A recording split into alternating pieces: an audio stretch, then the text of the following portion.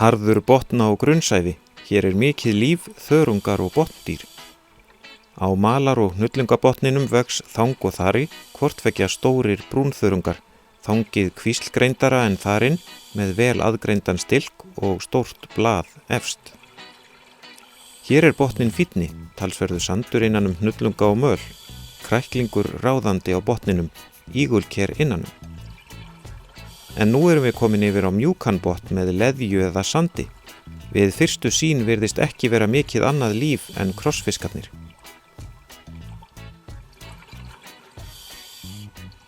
Beitukóngur sníklast hér á mörkum harða og mjúka botnsins. Bæði hann og krossfiskarnir eru þarna til að ná sér í æti upp úr botninum. Hér kúfskel að sprauta sæði út í sjóinn með fætinum. Og hérna kvendýrið að dæla eggjum í sjóinn. Lán að bæði egg og sáðfrumur eru í milljónatali. Þarna sjáum við litla marfló í fæðuleit. Megnið af hafsbotninum utan fjörunar og grunnsævis mjúkur botn og ef grannt skoðað finnast þar fjölmargar lífverur sem lifa niðurgrafnar í setinu. Sumar eru grafnar í botnin alla ævi. Þetta geti verið einhvers konar ormur eða þá fóttota af skel. Ekki gott að segja. Þessi þykkvalúra aðlöguð lífi á mjúkum botni. Flatfiskar taka lit af botninum til að fela sig eða sitja fyrir bráð. Þeir jafnvel grafa sig svolítið niður í sandinn. Hér kóróna burstaorms.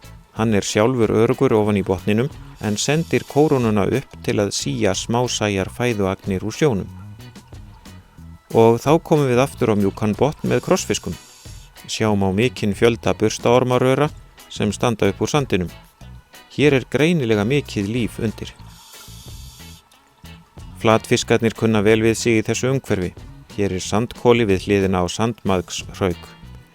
Ormlaga hraukurinn í raun úrgangurinn úr sandmaðkinum sem býr þarna undir. Þessir tveir eru ekki vinir, þar sem burstaormar eins og sandmaðkurinn eru eftirlætis matur margra flatfiska. Þarna kemur kafarinn orminum til bjargar.